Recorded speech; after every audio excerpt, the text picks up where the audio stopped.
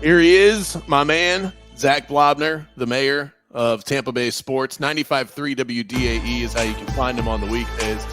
See, this is what happens. This thing just keeps on playing. Apparently, you have to hit stop, by the way. So, work in progress.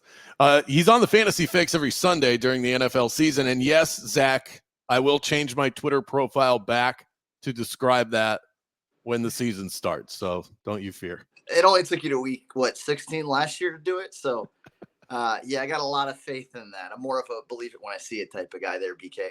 You know, Twitter restricts you to a certain number of characters. So I got to promote what's in front of me first. And then it's a revolving door at this time of the year. Let the record show I don't remove Fantasy Fix. It's there year round because it justifies the part of my profiles that say syndicated host versus just being live and local here in Tampa Bay. No, that's I like the way you word that too.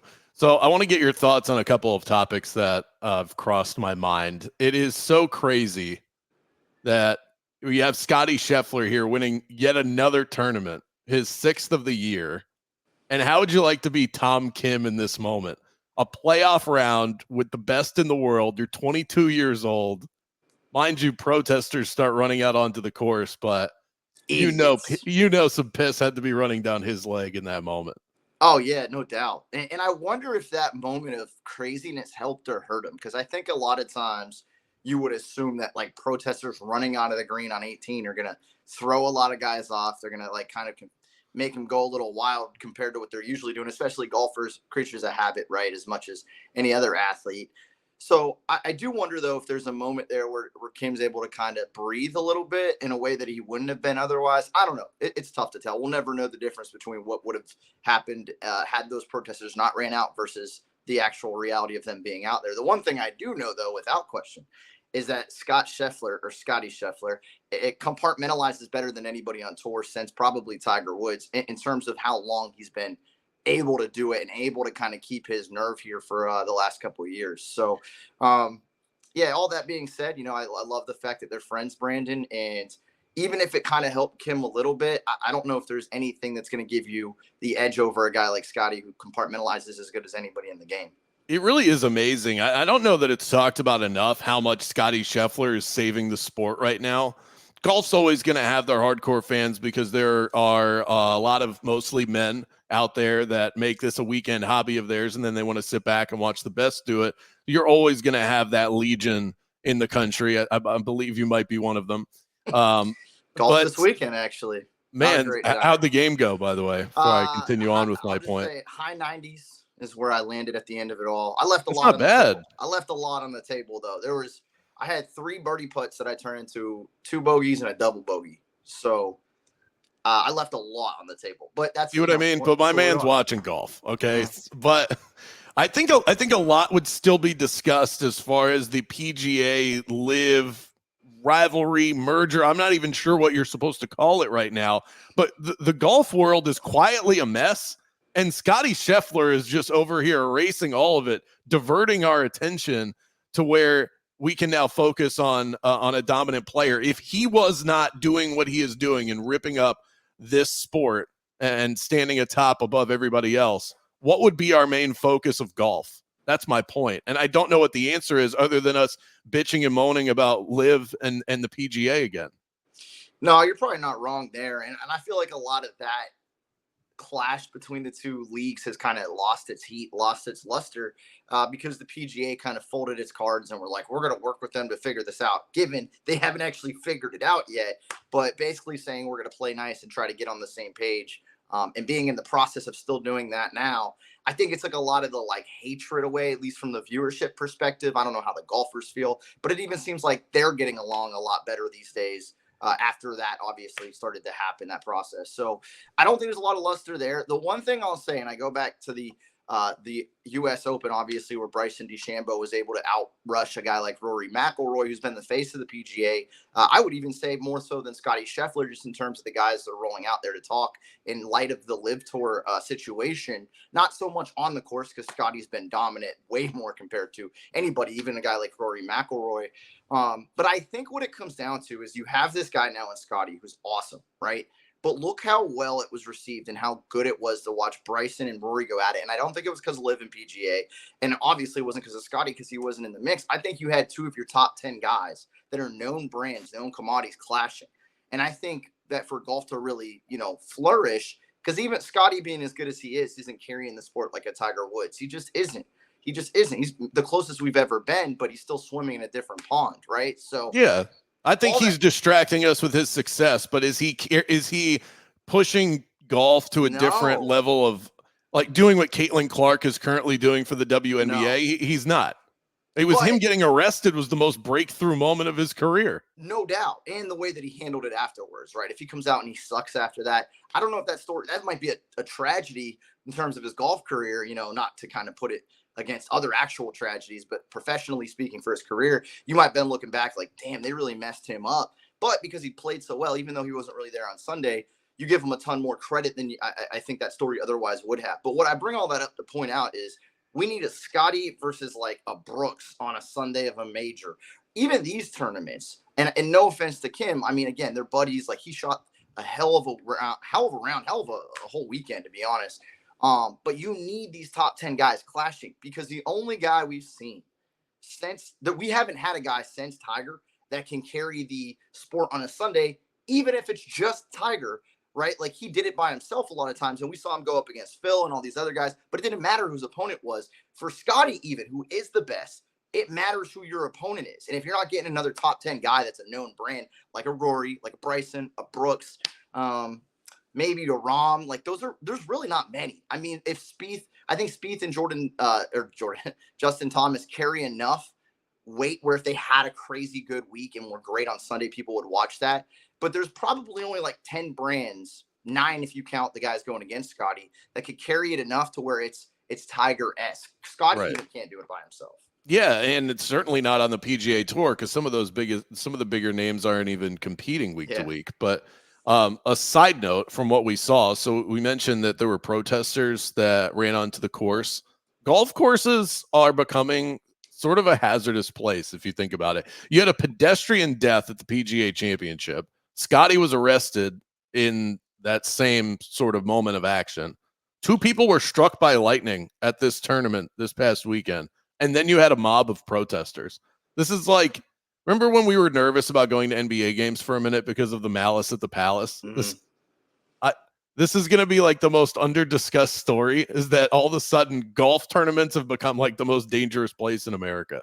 Yeah. And the crazy part is all of those are so different, right? Like it's not one thing. It's just they're all freak accidents. Maybe it's the curse of Scottie Scheffler. Maybe he's man. I'm buying into the curse. I mean, I don't know. It's a lot of weird stuff happening. Yeah. And that's just on the PGA Tour. You're not including the drones buzzing so loud that Jon Rahm's losing his mind, like in his backswing on the Live Tour. Yeah, there's just a lot of weird stuff going on, which, look, again, obviously personal harm is never a good thing. I think the crazy stories, though, and you brought up the arrest with Scottie, those are things that are going to help the sport. They're going to help people come and watch golf that otherwise wouldn't. How many people do you think yesterday? I guarantee it, actually. You can mark the tape on this one, Brandon Kravitz. I guarantee you more people tuned in to that playoff between Scottie and Kim because of the protesters than Scheffler being the last guy standing. I guarantee it. And you can make the same argument about Scottie with the arrest versus Scottie the golfer in terms of people watching that Thursday after he got nabbed in Louisville. Those are the types of things that are bringing people in outside of a clash like DeChambeau and Rory on a major Sunday. Yeah, you're probably right about that. Did you happen to see the name of the protesters? No. Extinction Rebellion. They're look, I'm not endorsing running onto the course for so that you can prove a point, but they are fighting. They're fighting the good fight.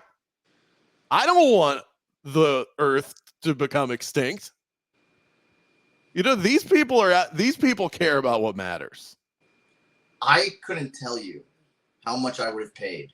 I would have paid the cost of all 4 rounds just to be in the crowd Sunday booing those protesters as they got pulled off the course. My favorite thing wasn't the last, putt made by Scottie or any of the great shots we saw through. My favorite thing was the sea of boos, the community of golf fans that were there coming together to say, screw these guys. But does that make those people pro-extinction? That's where I'm like, okay, probably not the right move. Maybe call a press conference to explain your extinction concerns. I don't know, man. I don't think it's helping their case. I mean, listen, I love the environment. I want to see it protected as much as anybody else. But I don't think spray painting a golf course or smoke screening a golf course it's not helping your cause. It might be bringing awareness, but this is a situation of not all press is good press. People are becoming aware in a way where they're not like, we want to join you. They're becoming aware in a way where they're like, we want to boo you literally to jail. Yeah, they did. Obviously, we're more divided than ever. We've got a presidential debate coming up that's going to be a complete clown show. And all this does is makes the left look like a bunch of loons, which is unfortunate, I think, for either side to be painted in that direction. But they tend to bring it onto themselves. Part of it, too, was that we got to see these protesters get tackled, which does make me miss football. I came across this highlight reel on Twitter, some of Tim Tebow, your boy, Tim Tebow's best touchdown plays, and I tweeted this. This got a lot of reaction over the weekend. I ask myself this question often: is Tim Tebow the greatest college football player of all time? And of course, like any college football take, this received a good level of pushback. Is it accurate, though? Is Tim Tebow, because there's so many great options to pick from, and then I also think there's like a subset of criteria. Do you have to play a certain number of years? What is it to be the best? Is it best per position? But I think when I don't put too much thought into it and I just gut react to somebody asks me the question, I'm walking down the street, who's the greatest college football player of all time? I think my answer is Tebow. I'll say this. It's an impossible argument because you could put probably like 8 to 10 guys in that chat. You really could. I think that whether you're talking about Tim Tebow, you could look at Joe Burrow and what he did his last year at LSU. I think Joe Burrow's LSU team is the best team ever we've seen in college ball because of what they accomplished, because of the names on it.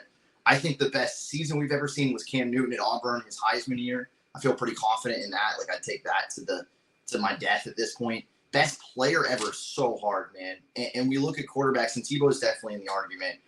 The guy that I always come to mind, though, when I'm like, who can I close my eyes and say this guy was unstoppable, is Reggie Bush, right? We talk about quarterbacks, too. And, again, I think there's a lot of guys you can throw in there. I know Florida State fans will certainly want to throw Jameis Winston in there. And that's just focusing on quarterbacks. I think about a guy like Reggie Bush. And I think even at FSU, if you're talking Knowles, you could bring up Peter Warwick as like a better player potentially. Like, so it's such an impossible argument. I do think that it's a short list of guys that can really have their name thrown into the hat. I think Tebow would be one of them. But I think it's impossible. Again, I think best season ever goes to Cam Newton. I think best team ever goes to that LSU Joe Burrow-led squad. And I feel really good about those two. I've made the argument against Tebow, even though I went to Florida. I'm a huge Gator fan. People always are shocked when I bring this up in this capacity because to me, sports-wise, Gainesville-wise, he is the best player I've ever seen. He's God. Like, he owns the swamp. I love him to death. But in my, sports opinion, best player ever in college, it's so impossible to argue it. I think because of his dual threat ability, and he was just such a touchdown monster. He's the only player in NCAA history to rush and pass for at least 20 touchdowns in a season. He did that back in 2007. He owns 28 records as a Florida Gator. And where I think people end up getting a little bit warped in their assessment of Tebow or anybody else is what he was as a pro. Mm-hmm. And I love the NFL as much as anybody else. Zach, you and I have an NFL show that we do together every single year that will be prominently featured on my profile on Twitter any week now. We love it. Okay. Tim Tebow sucked as an NFL quarterback, but he was great as a college quarterback, and not just great as far as running the ball and being a sort of a bull in a china shop. he was an efficient quarterback. I think that's the thing that people forget. His quarterback rating was through the roof. His accuracy was through the roof. Now it's easier to be accurate at the college level, which is why he was able to get away with it, but he still was. And he did it for multiple seasons. A lot of people that push back do say Cam Newton. Cam was great for 1 year. Yeah. And maybe, like you said, the greatest single season that we've seen. He put that Auburn team completely on his back, and talk about unstoppable. But over the course of multiple seasons doing what Tebow did, yeah, I feel like he's the answer. Reggie Bush comes to mind, maybe the most electrifying player I've ever seen. yeah. And this predates us a little bit. We were alive for it, but we were tiny. Barry Sanders was probably just as good, if not better, than Reggie Bush. So, there's a little bit of canceling out there. The other quarterbacks that would be on the list, a lot of those guys aren't dual threat. And I just, in the same way that we vote for Heisman based on what things can you do, what variety can you provide to the game, I feel like Tebow did that as well as anybody. Yeah, no, I think that the argument's there.